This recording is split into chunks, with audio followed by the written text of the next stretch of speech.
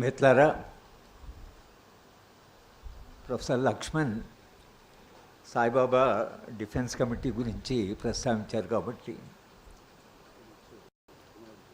ఈ defence committee ఎలా పనిచేసింది, దీని పరిమితులు ఏమిటో అవన్నీ పూర్తిగా చెప్పడానికి సమయం లేదు. కానీ ప్రత్యేకంగా ఇలాంటి డిఫెన్స్ కమిటీకే సాయిబాబా కన్వీనర్గా ఉంటే ఈ డిఫెన్స్ కమిటీని ఇంకా ప్రతిభావంతంగా ఆయన నడిపేవాడు. ఆయనకుండే అనుభవం వలన, ఈ ప్రజా ఉద్యమాలతో ఉండే అనుభవం వలన ఒక వ్యూహకర్త కూడా ఆయన. మేము ఏం చేయాలి, ఏం చేయకూడదు అనేది ఆయన జైల్లో ఉన్నా కూడా చాలా సలహాలు పంపించేవాడు. ఎవరెవరిని మేము కలవాలి, ఏ రాజకీయ నాయకులను కలవాలి, ఏ ఎడిటర్స్ని కలవాలి, మేము ఏమేం పని చేయాలి అనేటువంటి విషయం ఏదైతుందో నిరంతరంగా ఆయన మాకు చెప్తూ ఉండేవాడు. మొట్టమొదట మా డిఫెన్స్ కమిటీ ఢిల్లీ యూనివర్సిటీలో కలిసినప్పుడు లాయరు ఎవరు ఉండాలి అనేది, అంతకుముందే ఒక లాయర్ను మేము ఆమె వాదిస్తున్నది రామ్ జేఠ్మలానీ గారు ఈ కేసును వాదిస్తే బాగుంటుందని సాయిబాబా ఒక సలహా నాకు. రామ్ జేఠ్మలానీ గారు నేను భోపాల్ జ్యుడిషియల్ అకాడమీకి లెక్చర్ అయినప్పుడు ఆయన నేను కలిశాను కాబట్టి కొంత పరిచయం ఉంటుంది. వసంత గారు అంతా కలిసి రామ్ జేఠ్మలానీ గారికి వెళ్ళాను.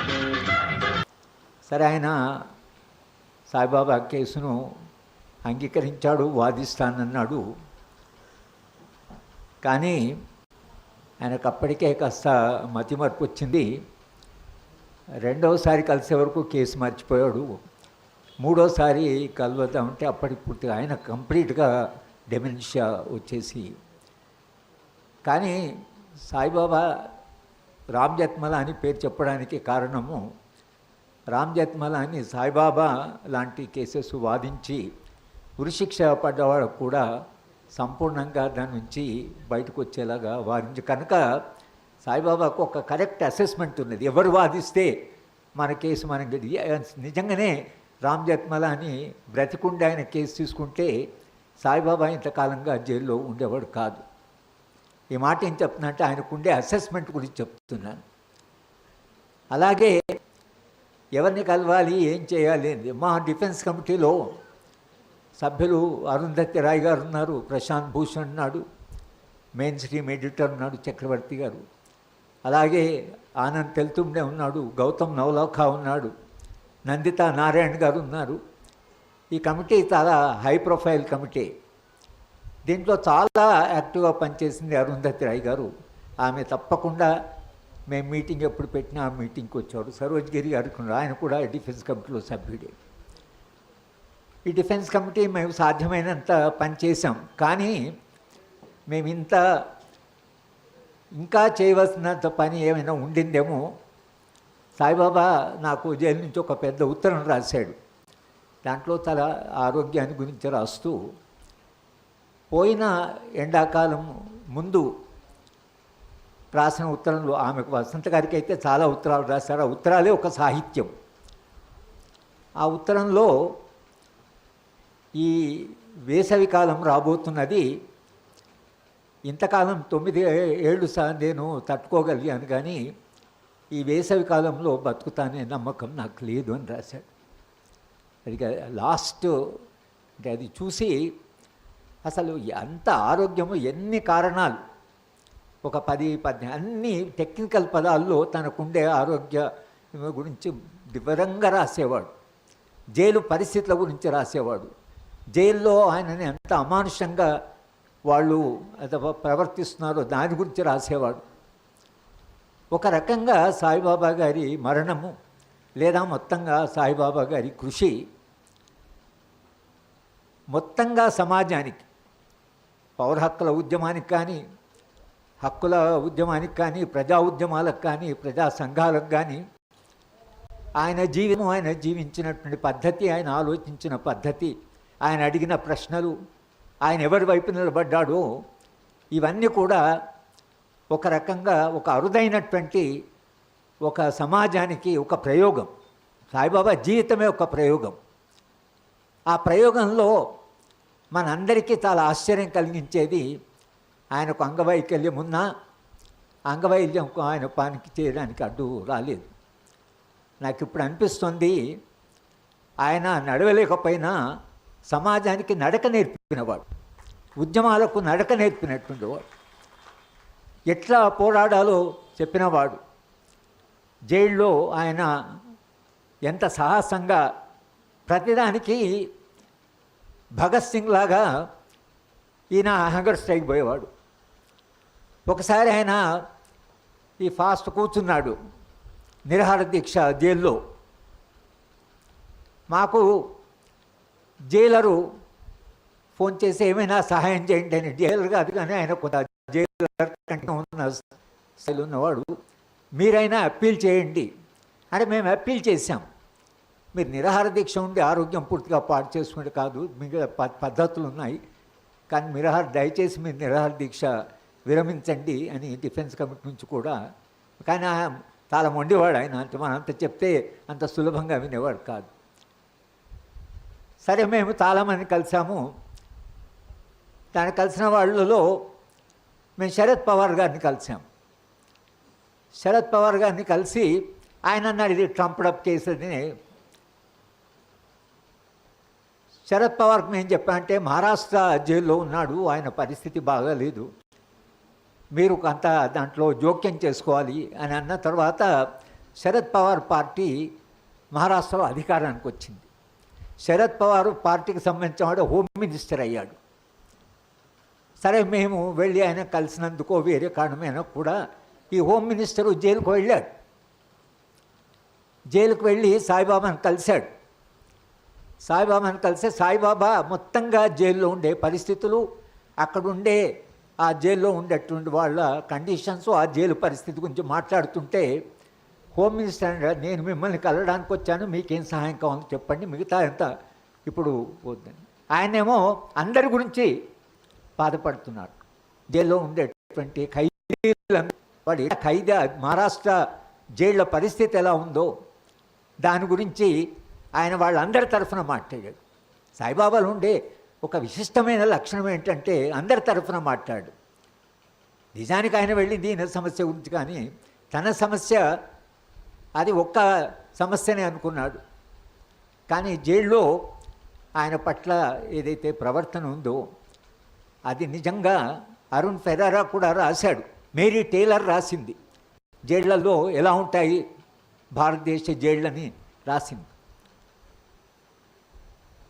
వలసవాద కాలంలో జైళ్ల పరిస్థితి ఎలా ఉన్నాయో స్వాతంత్రం వచ్చిన తర్వాత కూడా జైళ్ల పరిస్థితి ఇంకా దిగజారిందే తప్పింది. ఇవాళ జైళ్ల గురించి మనం జైళ్ల పరిస్థితుల గురించి కూడా మాట్లాడవలసి వచ్చింది. లక్ష్మణ్ న్యాయ వ్యవస్థ గురించి చెప్పాడు.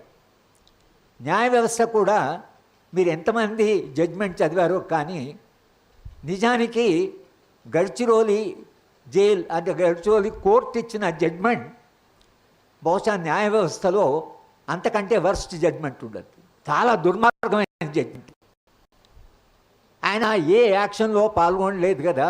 గార్డ్లింగ్ గార్డ్లింగ్ కూడా ఇప్పుడు జైల్లో ఉన్నాడు, సాయిబాబా కేసు వాదించినవాడు.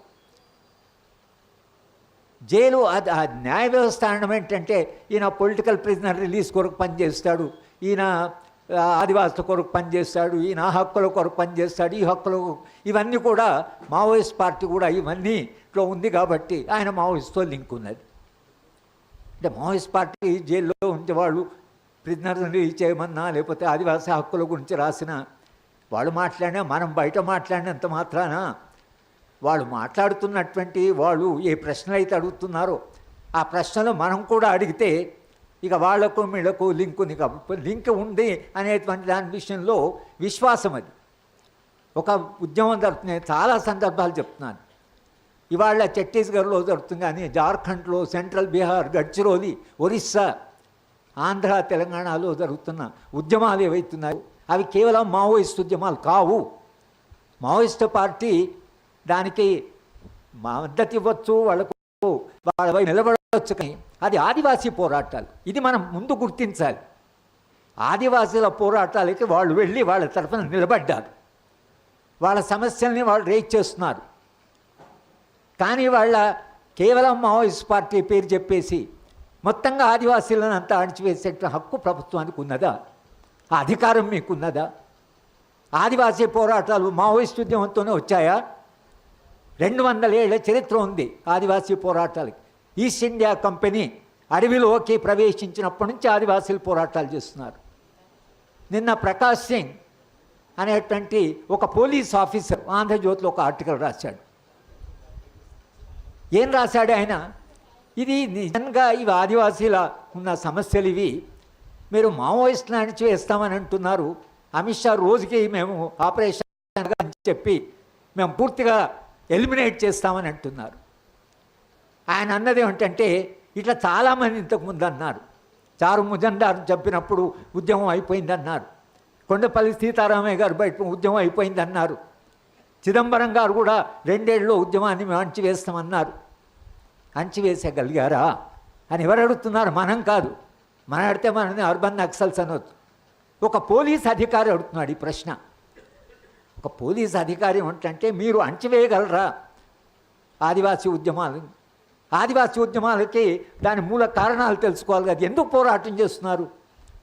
అమాయకులు, అడవిని నమ్ముకున్నటువంటి వాళ్ళు, అడవిలో జీవిస్తున్న వాళ్ళు, స్వార్థం లేనటువంటి వాళ్ళు, ప్రైవేట్ ప్రాపర్టీ లేనటువంటి వాళ్ళు, వాళ్ళకంటూ ఒక కల్చరు, వాళ్ళకు ఒక నాగరికత ఉంది. ఆ నాగరికత మనతో పోల్చుకుంటే కొన్ని ఉన్నతమైన విలువలు ఉన్నాయి వాళ్ళ నాగరికతలు. సమిష్టి జీవనం ఉంది వాళ్ళకి. అక్కడ వెళ్ళి మీరు వాళ్ళ జీవితాన్ని ధ్వంసం చేస్తామంటే ఎవరెందుకు కోరుకుంటారు? ఆదివాసీలు తమ అడవి కొరకు, తమ సంపద కొరకు. కానీ ఇవాళ ప్రభుత్వాలు మరింత ముందుకు వెళ్ళి పూర్తిగా అంతకుముందు మనం మాట్లాడేది వాళ్ళు మాట్లాడరు. మీరు అక్కడ ఖనిజాల కొరకు వెళ్తున్నారు, మీరు అడవిని కార్పొరేట్కి ఇవ్వాలనుకుంటున్నారు అని మనం చెప్తూ వచ్చాం మీటింగ్లలో. ఇవాళ ప్రభుత్వమే స్పష్టంగా ఏం చెప్తుందంటే, మేము అడవిలో ఉండేటువంటి ఖనిజాలని కార్పొరేట్కి ఇస్తాం. ఇక దీంట్లో వాళ్ళు ఏమీ దాచుకునేది లేదు, మేము కార్పొరేట్లకు ఇస్తాం. కార్పొరేట్లకు ఇవ్వడానికి చెట్లు అడ్డం వచ్చినా, మనుషులు అడ్డం వచ్చినా మేము వాళ్ళని ఎలిమినేట్ చేస్తాం.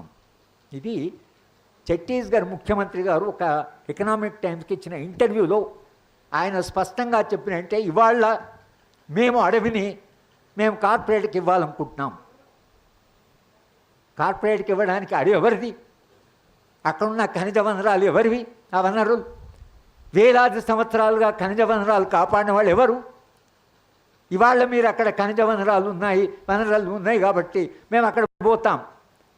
ఎందుకు పోతారు? ఖనిజ వనరులు ఎందుకు తీసుకుంటారు అనే ప్రశ్న అడిగితే వాళ్ళ అన్నం ఏంటంటే, దేశ అభివృద్ధి, జీడిపి పెరగాలి, దేశము 2047 వరకు అందరికంటే అదే అమెరికాను కూడా దాటి 15,000 కోట్లు పర్ క్యాపిటా ఇన్కమ్, దేశంలో 15,000 కోట్ల డాలర్లు పర్ క్యాపిటా ఇన్కమ్ వచ్చేలాగా 2047 వరకు పోవాలి.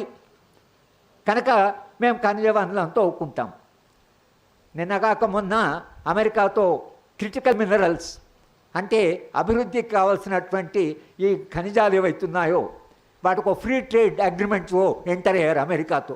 వాళ్ళు మన దగ్గర వనరులు తోచుకోవచ్చు, వాళ్ళు రావచ్చు అనేది మన దేశం తరఫున వెళ్ళి అక్కడ అమెరికాతో అగ్రిమెంట్ చేసుకుంటున్నారు. మీకు ఖనిజ వనరులు మేము తోవుకుంటాం, దేశాభివృద్ధికి కావాలంటాం. కానీ అంతకుముందు కనీసం మర్యాదకైనా అభివృద్ధి కూడా కావాలి కదా. ఆదివాసులకు కూడా వాళ్ళకు అభివృద్ధిలో భాగం ఇట్లా కనీసం ఒక ఆర్గ్యుమెంట్ ఉండే. ఇప్పుడు అది కూడా లేదు, ఆదివాసుల ప్రశ్న లేదు. మాకు ఖనిజాలు కావాలి, వనరులు కావాలి. కనుక వాళ్ళ ఖనిజ వనరులని మీరు వెళ్ళి మేము తవ్వుకుంటాం అని మీరు ఏదైతే అంటున్నారో, మనము అడుగుతున్న ప్రశ్న, మేము ఛత్తీస్గఢ్లో కిడ్నాప్ జరిగినప్పుడు నేను బిడి శర్మ గారు వెళ్ళాం. బిడి శర్మ గారు అక్కడ బస్తర్ కలెక్టర్గా పనిచేశాడు. మేము వెళుతుంటే గ్రామాలు ఆదివాసులంతా నిలబడి మమ్మల్ని ఆహ్వానిస్తూ పాటలు పాడుతూ, మేము గ్రామాలు దాటుతున్న కొద్దీ వాళ్ళు మమ్మల్ని స్వాగతిస్తూ వాళ్ళు మాట్లాడితే శర్మ గారు ఐడెంటిఫై అయిపోయి, ప్రకృతి ఉంది, భూమి ఉంది, మేము ఆదివాసీలం. ఈ ఆదివాసీలకి ఆ భూమికి మధ్యాహ్న ప్రభుత్వం ఎవడు అని ఒక స్లోగన్ వాడు మొదలుపెట్టాడు. కోన్ హై సర్కార్. నేను చెప్పిన శర్మ సాబ్ మనము వచ్చిన పని వెంటే ఆయన అందరి చేత స్లోగన్స్ ఇప్పించాడు ఒక ఐఏఎస్ ఆఫీసరు. ఈ ఐఏఎస్ ఆఫీసర్ని ఒకసారి ఛత్తీస్గఢ్ వెళితే ఈ ప్రగతి నిరోధక శక్తులు ఏవైతున్నాయో ఆయన బట్టలిప్పి ఆయన చెప్పుల దండేసి ఆయన ఊరేగించారు. ఎంత దుర్మార్గం అండి, ఎంత అమానుషమై ఉండొచ్చు. కానీ శర్మ గారు అనేవాడు, కారే పైన వాడు చెప్తే వీడు చేస్తారు, అసలు వీళ్ళని ఎందుకు మనం కోప్పడేది, పైన వాడు చెప్తున్నాడు. అచ్చా, అంటే అది ఆదివాసీల యొక్క జీవితము, ఆదివాసీల యొక్క బ్రతుకు, వాళ్ళ అడవి ఏదైతుందో ఇవాళ మనం అడగవలసిన ప్రశ్న ఏమిటంటే, సాయిబాబా అడిగిన ప్రశ్న దానికి ముందుకు తీసుకుపోవాలంటే, ఈ ఖనిజ వనరులు అడవి ఎవరిది? ప్రభుత్వం అడవిలోకి వెళ్ళే అధికారం ఉన్నది, ఎమినెంట్ డొమైన్ రూట్ ఉందనుకోండి. కానీ ఎన్ని చట్టాలు ఉన్నాయి? Schedule 5, 1/70, Pisa, forest rights act, ఏవి ఇవన్నీ చట్టాలన్నీ? ఈ చట్టాలన్నీ దేని కొరకు వచ్చాయి? ఆదివాసీ పోరాటాలు సాధించిన సాయిబాబా గారు ఏం చేశారు? ఈ చట్టాలను అమలు చేయండి. మీ చట్టాలే కదా, మీరు చేసుకునే చట్టాలే కదా. ఆదివాసుల అనుమతి లేకుండా మీరు పోవద్దని ఉంది కదా చట్టము, యాక్ట్ చేశారు కదా. మరి ఆదివాసీ అనుమతి లేకుండా మీరు పోవడానికి లేదని వేదాంత గ్రూప్, వేదాంత వాళ్ళు ఒరిస్సాలో 12 గ్రామాల వాళ్ళు యునానిమస్గా మా ప్రాంతానికి రావడానికి వీల్లేదు అని పాస్ చేసినాక వాళ్ళు విత్డ్రా అయ్యారు. ఒక వృత్తాంతం ఉంది, ఆదివాసులు చేసిన పోరాటంలో వేదాంతం వెనక్కి పోల్సి వచ్చింది. కానీ ఇప్పుడు అట్లా పరిస్థితి లేదు. ఇప్పుడు పరిస్థితి ఇంకా విషమంగా మారి మొత్తంగా ఆదివాసీ ప్రాంతాలకు ఏదైతుందో దాంట్లోకి వెళ్తున్నది. శంకరం గారు త్రిపురలో పనిచేస్తున్నప్పుడు ఆయన శనివారము ఆదివారము ఆదివాసీ ప్రాంతాలు వెళ్ళి అక్కడ వాళ్ళతో జీవించి అక్కడే పడుకునేవాడు. ఒక చిన్న గుట్టెక్కి, ఆ గుట్టెక్కడప్పటికీ సార్ కింద పడిపోయాడు. కింద పడిపోయి ఆయన 2-3 నెలలు ఆయన ఆరోగ్యం బాగాలేదు. మళ్ళీ బాగా తర్వాత మళ్ళీ ఎక్కి అక్కడ పోయి పడుకున్నాడు. పడుకుంటే ఒక ఆదివాసీ సార్ను రాత్రి లేపాడట. లేపి ఆయన అంట, మీరు ఏదో పెద్ద అధికారం అంటున్నారు, మీ ఏ అధికారం అంటూ మీరు ఎంత పెద్ద నాకేం తెలియదు, మీరు ఇక్కడ వచ్చి మాతో ఉంటున్నారు, మాతో నిలబడుతున్నారు, దానికి మేము సంతోషం ఉన్నాం. కానీ మీరు ఇంత కష్టపడి ఇవన్నీ చేయవలసిన అవసరం లేదు. మీరు ఒక 3 పనులు చేయండి. ఒకటి రెవెన్యూ డిపార్ట్మెంటు రానివ్వకండి, ఒకటి ఫారెస్ట్ డిపార్ట్మెంటు రానివ్వకండి, 3 పోలీస్ వాళ్ళని రానివ్వకండి. ఈ 3 రానివ్వకపోతే మా బతుకు మేము బతుకుతాం అంటే ఏమడుగుతున్నారు? సార్ అన్నారు. సార్ ఆర్టికల్ రాశాడు, నేను ఎడిట్ చేసింది. ఆర్టికల్లో సార్ చెప్పింది ఏమిటంటే, దే డోంట్ వాంట్ స్టేట్ అన్నాడు సార్.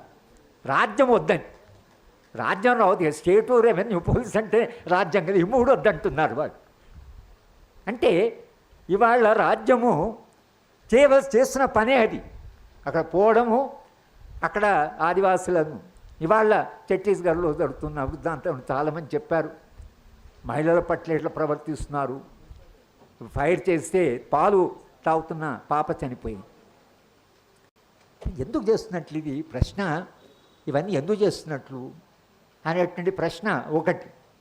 రెండవది, వాళ్ళ ప్రభుత్వాన్ని మనం అడుగుతున్న ప్రశ్న కూడా, ముఖ్యంగా కేంద్ర ప్రభుత్వాన్ని అడుగుతున్న ప్రశ్న కూడా, సంస్థలన్నీ నిర్వీర్యం చేసి న్యాయ వ్యవస్థ, జైళ్ళు, పోలీసులు, మీరు మొత్తం వ్యవస్థని మీరు నిర్వీర్యం చేస్తే జరిగే పరిణామం ఏంటి? నేను చాలా సందర్భం, బొలివియా అనే దేశంలో ఖనిజాలన్నీ ఓపెన్ చేశారు కార్పొరేట్కి, దాన్ని బొందలగడ్డగా మార్చారు. మిత్రులారా, ఒక మనవి, ఏపీ 05DF 5883 కారు డ్రైనేజీ మీద ఉందట. ఆ మున్సిపాలిటీ వారు వచ్చారు, క్లీన్ చేయాలట. వాళ్ళు వెయిట్ చేస్తున్నారు, అరగంట అయింది. ఆ కార్ను వెంటనే తీసేయాలి. మండి నంబరు ఒకసారి చెప్పండి. TS 08FT 4638 కూడా, ఒకటేమో 5883. వ్యవస్థలు పనిచేయడము, వ్యవస్థలు సజీవంగా ఉండడము, ఇది ప్రజల అవసరమే కాదు, పాలకుల అవసరం కూడా. లేటెస్ట్ నోబెల్ లారెట్స్ ఎవరికైతే నోబెల్ ప్రైజ్ వచ్చిందో వాళ్ళు చేసిన పరిశోధనలో నిరంతరంగా వాళ్ళు ఏం చెప్తున్నారంటే ప్రజాస్వామ్యం అంటే లిబరల్ డెమోక్రసీలో వ్యవస్థలు సజీవంగా ఉండి వ్యవస్థలు సక్రమంగా పనిచేసి చట్టబద్ధ పాలన ఉన్న దేశాలు మాత్రమే అభివృద్ధి చెందాయి. చట్టబద్ధ పాలన లేకుండా వ్యవస్థలను నిర్వీర్యం చేసినటువంటి సమాజం కాస్త అభివృద్ధి చెందచ్చేది, కానీ అంతిమంగా అలాంటి సమాజాలు అభివృద్ధి చెందవు. ఈవెన్ పెట్టుబడిదారి వ్యవస్థకైనా మీకు కావాల్సింది మీ సంస్థలు పనిచేయాలి. వాళ్ళకు నోబెల్ ప్రైజ్ ఇచ్చారు ఈ మాట చెప్పినందుకు. మనం ఈ మాట చెప్తే అర్బన్ నక్సల్స్ అంటున్నారు. చట్టబద్ధ పాలన ఉండాలి, పోలీసుల పవర్స్కు కంట్రోల్ ఉండాలి. తుపాకులు ఉన్నటువంటి రాజ్యము తన ఇష్టం వచ్చినట్టుగా తుపాకులు ఉపయోగిస్తే ప్రజలకు రక్షణ ఏమిటి? నక్సల్ తనంతకాలం బాగానే ఉంది, నక్సలైట్ అని చెప్పారు. కానీ వాళ్ళ నక్సల్స్ ఎవరు? మనందరినీ అర్బన్ నక్సల్స్ అని కూర్చున్న వాళ్ళందరినీ. కానీ ప్రధానమంత్రి స్వయాన రాహుల్ గాంధీ అర్బన్ నక్సల్ అంటున్నాడు. రాహుల్ గాంధీ మొత్తంగా Congress party urban Naxal party అంటున్నాడు. తెలంగాణ ప్రభుత్వాన్ని అర్బన్ నక్సల్ అని ప్రధానమంత్రి అంటున్నాడు. చాలా ఆశ్చర్యకరమైన విషయం. అంటే ఎక్కడి దాకా ఆర్గ్యుమెంట్ తీసుకెళ్తున్నారు? ఎందుకు అర్బన్ నక్సల్స్ అంటున్నారంటే నక్సలైట్ల విషయంలో సమాజంలో ప్రచారం వలన, విపరీతమైన ప్రొపగండా వలన ఒక రకమైన మధ్యతరగతిలో ఒక అభిప్రాయం ఏర్పడిందంటే వాళ్ళు ఏం చేసినా పర్లేదు, వాళ్ళ దగ్గర తుపాకున్నాయి, వీళ్ళ దగ్గర తుపాకున్నాయి అనేటువంటి విషయంలో ఒక రకంగా సమాజంలో ఒక పబ్లిక్ ఒపీనియన్ క్రియేట్ చేసుకోగలిగారు. దాన్ని చేయడం వలన ఏమైందంటే ఎలాగో సమాజంలో మధ్యతరగతిలో ఒక అభిప్రాయం ఉంది కాబట్టి నక్సల్స్ అంటే వాళ్ళు హింసను నమ్ముకున్న వాళ్ళు అనే ప్రచారం ఏది జరిగిందో ఆ ప్రచారం జరిగింది కాబట్టి ఇక అందరినీ నక్సల్స్ అనడం మొదలుపెట్టారు. ఇక అది ఎక్కడ దాకా పోయిందంటే ప్రతిపక్ష పార్టీలను కూడా నక్సల్స్ అని అనే దాకా పోయింది. ఇక్కడ ప్రమాదం ఉంది. మీకెవరు మిమ్మల్ని విమర్శించినా, మీ విధానాలను విమర్శించినా, మీ ప్రతిపక్ష పార్టీ అయినా పార్లమెంటరీ పార్టీ అయినా మీరు వాళ్ళను కూడా నక్సల్స్ అనేదాకా పోయిందంటే ఇవాళ సమాజం ఆలోచించాలి. సమాజం ఆలోచించవలసిన ఏమిటంటే అసలు ఎందుకు ఇవాళ ఈ మొత్తము మెయిన్ స్ట్రీమ్ చర్చలో కూడా నక్సల్స్ అనేటువంటిది ప్రభుత్వాలు లేదా ఇవాళ అధికారం నుండే పాలన మాట్లాడుతుందో ఆ విషయం కూడా మనం ఆలోచించవలసినటువంటి అవసరం ఉంది. సాయిబాబా ఆయన జీవితంలో చేసిన ప్రయోగంలో హక్కుల ఉద్యమాలు ఎలా నడవాలి, హక్కుల ఉద్యమాలకి మనం సంఘీభావం చెప్పాలంటే మనం ఎలాంటి సంఘీభావం చెప్పాలి, మనము సమాజాన్ని మార్చాలన్నా, మరింత మానవీయ సమాజం కావాలన్నా, మరింత ప్రజాస్వామ్య సమాజం కావాలన్నా, ఆదివాసీల హక్కులు కాపాడాలన్నా, దళితుల హక్కులు కాపాడాలన్నా, ఆ మాటకొస్తే తెలంగాణ ప్రత్యేక రాష్ట్ర ఉద్యమం కూడా ఆయన గట్టిగా నిలబడ్డాడు.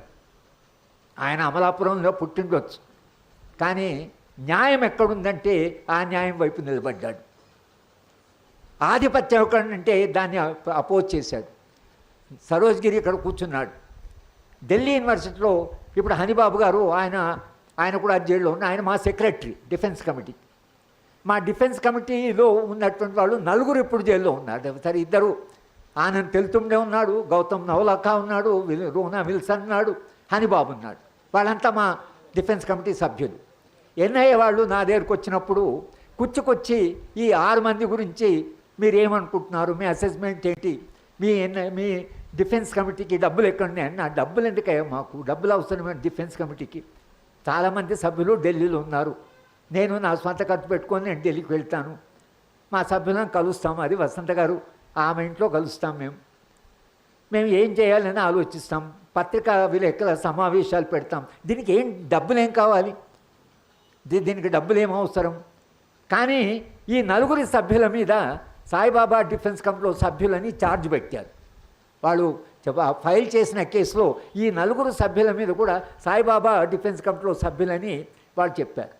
మొన్న మా all India for right to education మేము సాయిబాబా మీద జూమ్ మీటింగ్ పెట్టాం. ఆ జూమ్ మీటింగ్లో ఆనంద్ తెలుతుండే మాట్లాడాడు.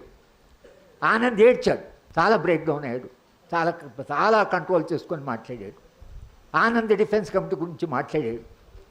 కానీ డిఫెన్స్ కమిటీ సభ్యులను తీసుకెళ్ళి అక్కడ పెట్టారు. అంటే ఒక వ్యక్తి తరఫున మాట్లాడాక అన్యాయం జరిగింది అని మనం అన్నాం. ఇవాళ సాయిబాబా గారు నిర్దోషి అని సుప్రీంకోర్టు చెప్పిన తర్వాత ఈ నలుగురి మీద ఈ కేసు ఎందుకు పెట్టినట్టు మీరు? ఆయన నిర్దోషి అని అన్నప్పుడు ఒక నిర్దోషి కొరకని హక్కులకు పోరాటం చేస్తున్న డిఫెన్స్ కమిటీ సభ్యులని మీరు ఎందుకు వాళ్ళందరినీ తీసుకుపోయి ఎక్కడ పెట్టినట్టు జైల్లో? ఆనంద్ గౌతమ్ నవలక్క బయట ఉన్నారు, కానీ హనిబాబు రోనా విల్సన్ ఇంకా లోపల ఉన్నారు. ఆయన వైపున వాదించిన గార్డ్లింగ్, ఆయన మంచి లాయర్ గార్డ్లింగ్, తన కేసు తానే వాదించుకుంటున్నాడు. మా నాగ్పూర్లో ఆయనకు చాలా పెద్ద పేరుంది. ఆ గార్డ్లింగ్ కూడా తీసుకెళ్ళి ఆయన ముడుగా సాయిబాబా కేసును వాదించాడు అనేటువంటి కేసు పెట్టారు. ఇవాళ ఆయన నిర్దోషి. ఇప్పుడు జవాబు చెప్పాలి రాజ్యం. మీరు వీళ్ళందరినీ మీరు దోషులని పెట్టారు కదా, కానీ సాయిబాబానే నిర్దోషి అన్న తర్వాత వీళ్ళ మీద కేసు ఎట్లా పెట్టారు మీరు? ఇట్లా ఫాల్స్ కేసు పెట్టడం ఏమిటి అంటే ప్రశ్నలు వస్తున్నాయి. కనుక మిత్రులారా, మాట్లాడవలసి చాలామంది ఉన్నారు, కానీ సాయిబాబా జీవితం ఏది నువ్వు దాని నుంచి నేర్చుకోవాల్సిందే. బహుశా చరిత్రలో ఒక వికలాంగుడు లైక్ ఆయన హాకిన్స్ లాగా, హాకిన్స్కు ఏ బాడీ పని చేయకున్నా ఆయన సైన్స్కి అద్భుతమైన కాంట్రిబ్యూషన్ చేశాడు. సాయిబాబా గారికి అంగవైకల్యం ఉన్నా కూడా ఆయన పౌర హక్కుల ఉద్యమానికి, మానవ హక్కుల ఉద్యమానికి, సిద్ధాంతానికి ఆయన కాంట్రిబ్యూట్ చేశాడు. హాకిన్స్ శాస్త్రీయ జ్ఞానంలో అయితే సామాజిక శాస్త్రీయ జ్ఞానానికి సాయిబాబా ఒక మనకు ఎగ్జాంపుల్ లాగా ఉండిపోతాడు. అలాగే ఒక వికలాంగుడు సమాజం కొరకు, ప్రజల కొరకు ఎలా పోరాటం చేయొచ్చు? కాళ్ళు ఉన్నవాడి సంగతి, కాళ్ళు లేనివాడు ఎట్లా పోరాటం చేయొచ్చు? నాకు సాయిబాబా గారిని చూస్తే మ్యాక్సిమ్ గోర్కీ గుర్తుకొస్తాడు. గోర్కీ తన జీవిత చరిత్ర రాస్తూ తనకు జబ్బు పడ్డప్పుడు చిన్నపిల్లవాడిగా, అయ్యో జబ్బు తన ఏదైతే బాధ కలిగిస్తుందో, ఎవరికైనా జబ్బు వస్తే ఇట్లే బాధపడతారు కదా అని అనుకున్నాడు పిల్లవాడిలాగా. అంటే తన బాధను, అందరి బాధ ఇలాగే ఉంటుంది కదా అని, తన వ్యక్తిగత బాధను సమిష్టి బాధగా చూడడం, ఇతరుల బాధగా చూడడం, ఇది మనిషిలో ఉండే మానవత్వానికి ఒక పరాకాష్ఠ. ఈ మానవత్వానికి, మనిషి స్పందించడానికి ఉండేటువంటి ఈ పరాకాష్ఠ ఏదైతుందో, ఆయన సాయిబాబా తాను వికలాంగుడైనా తాను ఎప్పుడు తన వైకల్యం ఎన్నడు మాట్లాడమే కాదు. చివరిగా వసంత గారు ఉన్నారు, నేను, మన్నురంజన్ మోహంతి గారు, తర్వాత ప్రొఫెసర్ నరసింహారెడ్డి గారు సాయిబాబాని ఆపరేషన్ అయిన తర్వాత, సర్జరీ అయిన తర్వాత కలవడానికి అప్పటికే 3-4 రోజులు అనుకుంటాను. సరే, ఏం చేశాడు ఆయన? గంట సేపు మేము కూర్చున్నంతసేపు ఢిల్లీ యూనివర్సిటీలో మళ్ళీ తాను ప్రొఫెసర్గా వెళ్ళాలి, కోర్టులో కేసు ఉంది కాబట్టి అది గెలవాలి, తాను క్లాస్ రూమ్కి వెళ్ళి చదువు చెప్పాలి. అధ్యాపకుడికి ఉండే ఒక అంతర్గతంగా ఉండేటువంటి ఒక ఆకాంక్ష ఏంటంటే చదువు చెప్పాలి, పిల్లలకి జ్ఞానాన్ని పంచుకోవాలి. ఎంతసేపు అంటే అదే మాట్లాడి, ఇంకా ఆయన ఆరోగ్యం కానీ సర్జరీ గురించి కానీ ఏది మాట్లాడలే. ఢిల్లీ యూనివర్సిటీకి ఎలా, మా అజయ్ కూడా ఢిల్లీలో సాయిబాబా గారిని, వసంత గారు, వీళ్ళు దిగ్విజయ్ సింగ్ని వాళ్ళ మీద కలిసారు, పరిచయం ఉన్నవాళ్ళు. ఎవరి దగ్గరికి వెళ్ళినా తన రీఇన్స్టేట్మెంట్ ఆయన ప్రధాన సమస్య. అంటే ఒక అధ్యాపకుడు తాను చదువు చెప్పాలి, తన జ్ఞానాన్ని పంచుకోవాలి అనేటువంటి ఆకాంక్ష ఏదైతుందో అది కూడా సాయిబాబాలో చాలామంది అధ్యాపకులమే ఉన్నాం. కానీ అధ్యాపకుడి క్లాస్ రూమ్కి ఎప్పుడు వెళ్ళాలా, ఎప్పుడు చదువు చెప్పాలా అనేటువంటి ఆతురత ఏదైతుందో అది కూడా ఒక అద్భుతమైన లక్షణం. ఒక అధ్యాపకుడు, నేను కూడా అధ్యాపకుడిని కాబట్టి అధ్యాపక లోకానికి కూడా సాయిబాబా గారు ఒక ఆదర్శమే, హక్కుల ఉద్యమానికి ఒక ఆదర్శమే. వికలాంగుడైనా ఎలా పోరాటం చేయడు, దాన్ని కూడా బహుశా మానవ చరిత్రలో ఒక అంగవైకల్యం ఉన్నటువంటి వ్యక్తి సాహసంగా, రాజీ లేకుండా ప్రజల వైపు ఎలా నిలబడ్డాడు అనేటువంటిది చరిత్ర తప్పకుండా లిఖిస్తుంది. సాయిబాబా గారి జీవితం మనకే కాక వచ్చే తరాలకు కూడా ఆయన జీవిత చరిత్ర రాస్తే చాలా బాగుండేది, కానీ ఆయనకు అంత సమయం దొరకలేదు. కానీ సాయిబాబా గారి జీవిత కథ ఏదైతుందో, ఆత్మకథ అంటే అలాంటి కథ, లేదా ఆయన మొత్తం జీవితాన్ని గురించి మనము నిజంగా వచ్చే తరాలకు అందించగలిగితే బహుశా చరిత్రలో ఒక స్ఫూర్తిదాయకమైన వ్యక్తి ఎలా ఉంటాడు అనేటువంటి ఈ ప్రయోగం ఏదైతుందో అది బహుశా చరిత్రలో చిరస్థాయిగా నిలిచిపోతుందని నేను అనుకుంటున్నాను. నాకు సాయిబాబా గారి గురించి మాట్లాడమని నాకు అవకాశం ఇచ్చిన మొత్తం మిత్రులకు, బంధువులకి, అలాగే వసంత గారు మంజీరా కూడా వసంత ఆమె కూడా అసాధారణమైన వ్యక్తి, బాధపడుతుంటుంది. కానీ చాలా ధైర్యంగా నిలబడ్డది, చాలా అంటే చాలా ధైర్యంగా నిలబడ్డది. సాయిబాబా గురించి ఎక్కడ మీటింగ్ పెట్టినా వచ్చి మాట్లాడింది. నేను సాయిబాబాకి చెప్పాను లాస్ట్ మేము కలిసినప్పుడు, ఈ మొత్తము వృత్తాంతంలో వసంత ఒక పబ్లిక్ స్పీకర్గా ఎమర్జ్ అయింది. సాయిబాబా అంటే బాగా గట్టిగా నవ్వాడు. మేము పీపుల్స్ వాయిస్ తరఫున ఢిల్లీలో మీటింగ్ పెట్టినప్పుడు వసంత గారిని తీసుకెళ్ళాను. చాలా బాగా మాట్లాడింది హ్యూమన్ రైట్స్ కమిషన్ మీద. ఆమె మంజీరా కూడా అమ్మాయి అయినా చిన్నపిల్ల అయినా ఈ మొత్తము విషాదాన్ని, వాళ్ళ జీవితంలో అయితే అది విషాదం, మన అందరు కూడా విషాదం, కానీ దానికి తట్టుకున్నందుకు వాళ్ళని కూడా తర్వాత మనం తప్పకుండా వాళ్ళందరి వైపు నిలబడవలసిన బాధ్యత కూడా మన మీద ఉన్నది అని చెప్తూ నేను సెలవు తీసుకున్నాను.